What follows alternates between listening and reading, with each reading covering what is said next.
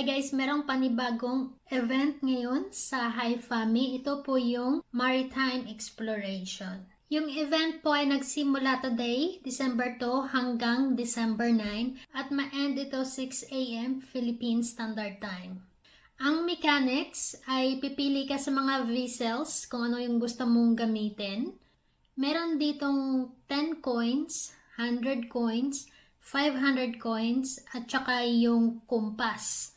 So, yung kumpas, nakukuha mo yan sa paggawa ng task.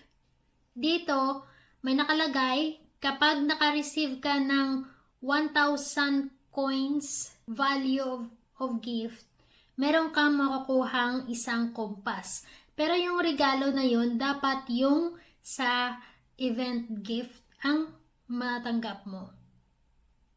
So, kanina kasi hindi ko siya nabasa ng mabuti.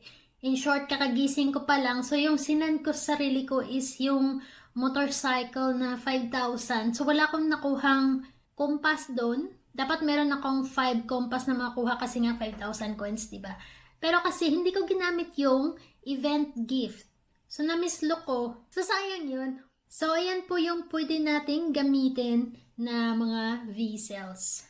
So, ang pwede natin mapanalunan ay 8 dice, coins, at saka golds. Kapag sinuwerte din tayo, makukuha din natin yung mysterious treasure box. So, sa akin, kanina, yung medyo minalas tayo, yung nakuha ko ay frame lang.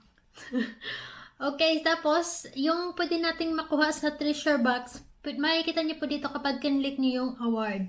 So, hindi ko po kasi naintindihan yung mga sulat dito, pero yung nare-recognize ko is yung rider na nagkakalaga ng 2,000, 500 yung champagne, tapos yung Paris Tower worth 5,000, tapos itong volcano yata to na 10,000 coins ang halaga niya. Tapos itong parang Slayer to natatandaan ko tong picture na to nung sa Dragon Slayer event. Ang halaga naman niya is 30,000 coins. Tapos itong wedding, 112.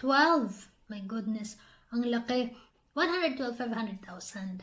So, sa tingin ko, itong malalaki na to, itong Slayer, Volcano, at saka yung 112,000 na yan, yung treasure box na yan is nasa 20,000 coins spent or 50,000 coins spent. So, sobrang laki So, dito tayo sa task. Gaya ng sabi ko kanina, kapag naka-receive ka ng 1,000 na regalo, gamit ang event gift, makakatanggap ka ng isang kompas. Another 1 kompas naman kapag nakatanggap ka ng 2,000 gold coins as a regular gift. Tapos, 3 kompas kapag nag-recharge ka ng 5,000 coins. So, akala ko kasi yung parang kagaya sa dice na magre-reset siya after mo ma-recharge yung 5,000. Pero 5,000 per day lang ang count nila. Ang kasunod ay kapag nakaabot tayo ng 30,000 coins recharge, magkakaroon tayo ng 15 kompas.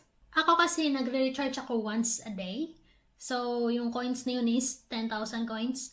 So, mga 3 days mo to bago mapuno kung nagre-recharge ka sa daily recharge. So, titingnan natin after 3 days mabuo ko yan. Kasi nakalagay dyan is 10,000 over 30,000 So, dito naman, merong frame na makukuha kapag umabot ka sa 100,000 gold coins na recharge. 45 kompas naman.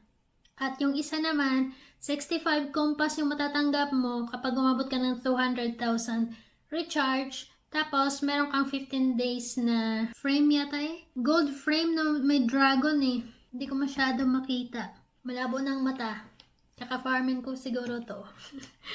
Okay. So, dito sa treasure hunt, kung gusto mo piliin yung tag-10 lang, edi pipindutin mo lang, parang ka lang nagro-rombos. Pipindutin mo lang yung vessel na yan. Tapos, meron siyang balik. Minsan coins, 7 coins, 10 coins, 100 coins minsan. Minsan golds yung binibigay. Minsan dice. Dito din sa 100 coins, same lang din siya. Pero dito sa 500 yung taya mo, yun yung sinubukan ko kanina. Medyo malaki yung balik niya. Umabot yung coin spend ko sa 5,000. Nakakuha ko ng frame. Tapos meron akong nakita sa aking coins record na nanalo pala ako ng 10,000 coins. Hindi ko lang napansin kaagad.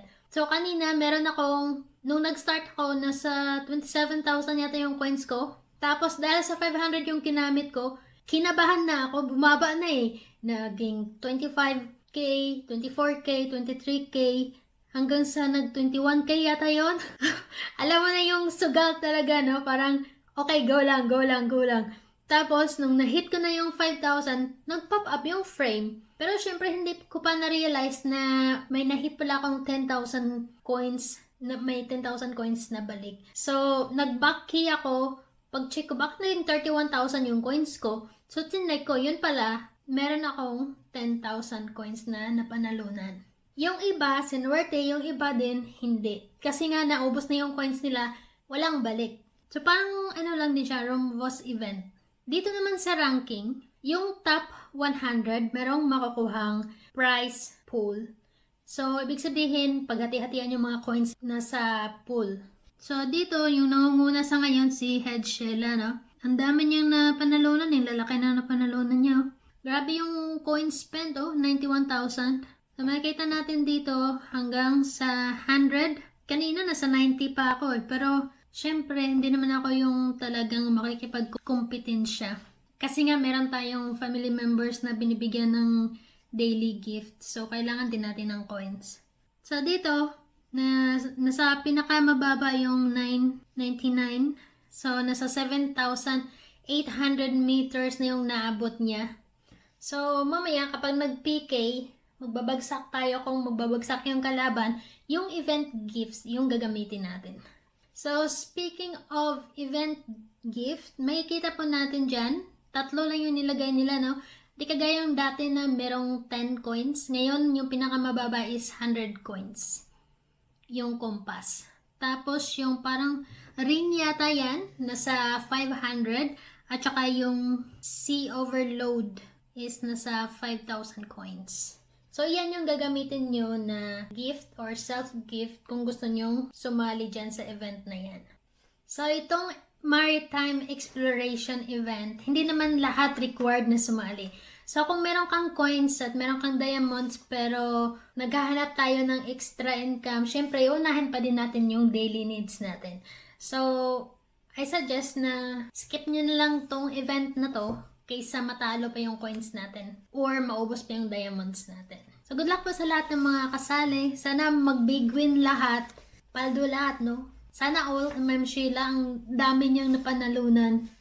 Ang lalaki pa naman. Magaling magmaneho si Ma'am Sheila ng, ng vessel niya. Ayan na po. You'll see us for our next video. Thank you for watching. Goodbye. Bye!